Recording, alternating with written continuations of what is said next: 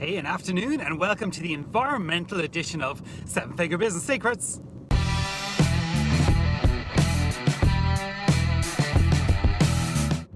Hey, yeah, environmental edition. We've had a bit of excitement in our garden now for the last 5 days.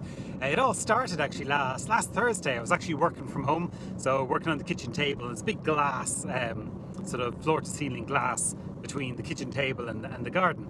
And yeah, all trying to work there. And next thing, this incredible racket from outside, and basically the birds going absolutely mad. And looked out, and there was a hooded crow. So if you know a hooded crow, they're like a raven, except for they've got a grey back along the shoulders and a grey down the front. Big birds.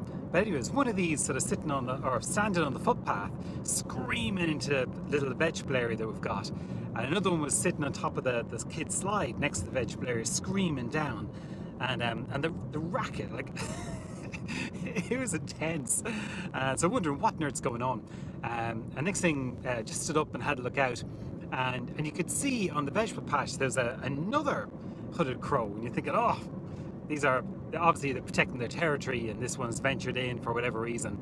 And anyway, they were screaming at it. So standing there for about 10 or 15 seconds looking out, and next thing I saw it, one of our cats was actually right there as well. And so looking at this bird on the ground, and then it twigged, this is what's going on. Our cat was basically trying to attack this bird on the ground. And it all started to make sense. Because behind us is a garden with a big tree on, and a big nest. And what had happened was this little thing on the ground, that was actually a chick. So a pretty big chick at this stage. And obviously it left the nest and couldn't quite fly yet, and our cat was thinking, hey, dinner. So anyway, had to quickly open the door and go out and try and get the cat. But actually, all the time, the racket of these other two birds, and they're quite big and quite aggressive, and I swore I was going to be attacked by them. So I had to sort of reach in underneath, and the little bird on the ground is moving around, and the cat was like not sure to attack or not, because it was being put off by the other birds, and eventually grabbed her and brought her inside and locked the door, and noise calmed down straight away. And anyway, it was to be replaced by our cat, who was like at the glass, just trying to get out. And yeah, for the next 2 or 3 hours our cat was stuck to the glass. You could clearly see this little bird sort of not really hopping around, so a bit dazed, sort of standing in the vegetable patch, and eventually went in onto the raspberries. So it was sitting there, so we couldn't let the cat out. Our other cat was inside as well, so eventually we had 2 cats that could see the bird outside meowing away at the door to get out, and we wouldn't let them. And yeah, so quite interesting. And then sort of we're thinking, oh, this is it. The poor bird is going to be done for it. What do we do? So kids came home from school, and of course, what they do? They turned to Google. Googled, what do you do if a bird's on the ground? And basically transpires that actually this is quite normal.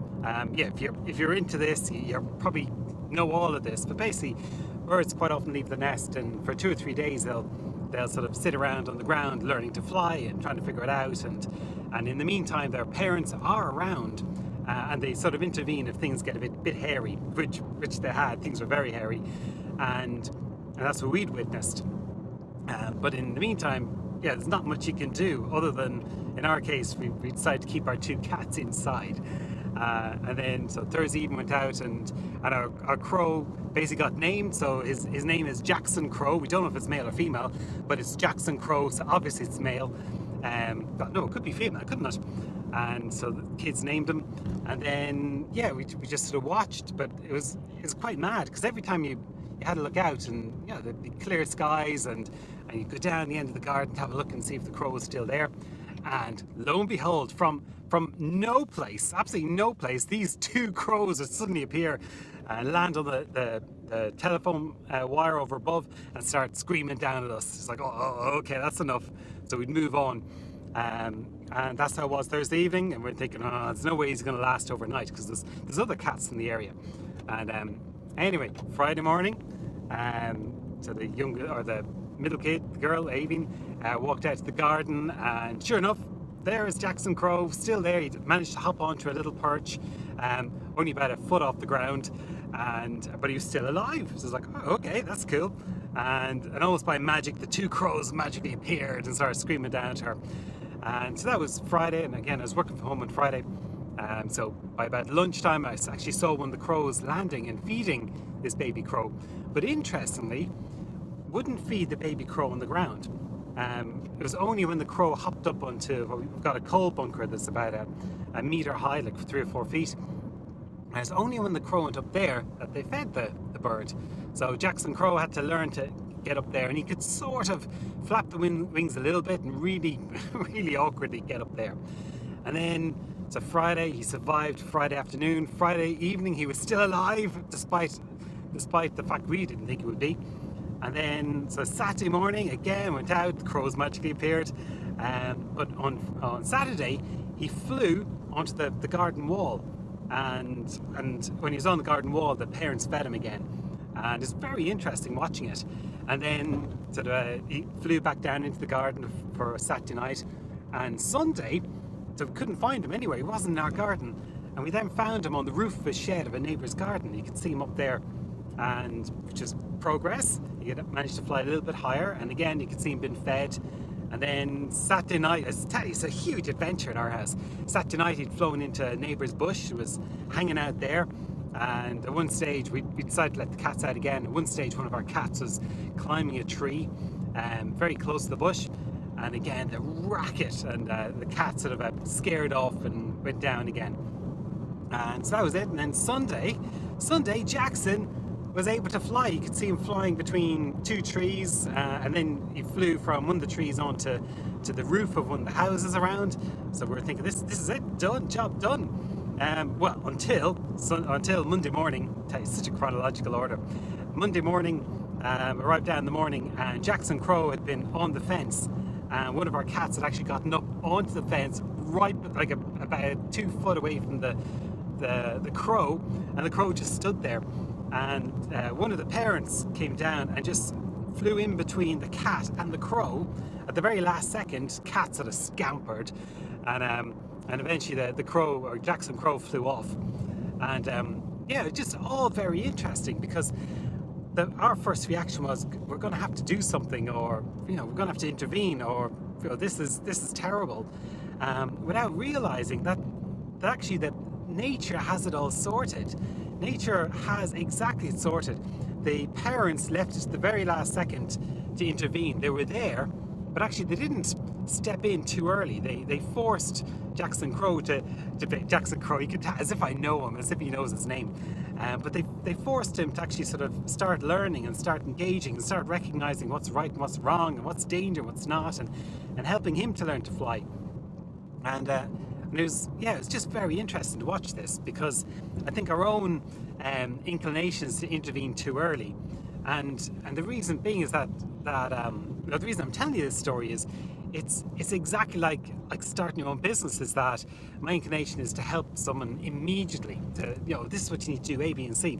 But the problem is that unless someone has got the ambition and the motivation to actually already get started, I'm sort of wasting my time.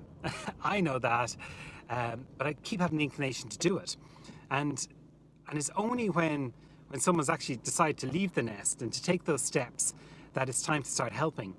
But even then, you've actually got to let people to go and discover things for themselves and be there as the help. But you've got to. Sorry, I just had to let a car go there. But you've got to be there. You've got to be not the sage on the stage or the center of attention and everything. You've got to be the guide on the side. Just like the parents, they step in when you're needed and you step back out again, so that the poor old Jackson Crow can learn.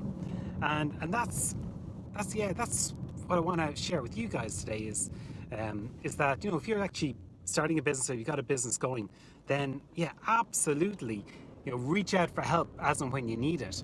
But if you're not started, or you're not doing something, or you don't need help yet, or don't worry about that. Worry about the problem that's actually facing you right this second. Worry about that cat. Ask for help with the cat. Don't worry about how am I going to build a nest next year when I get around to it. That time will come when you're when you're actually sort of sitting there ready to actually go and do it, then ask that question. But until then, focus on your immediate problems. Focus on how do you get help to sort out your immediate problems, and go and ask for that help from the right people, from the crows who can actually go and provide you support and do that.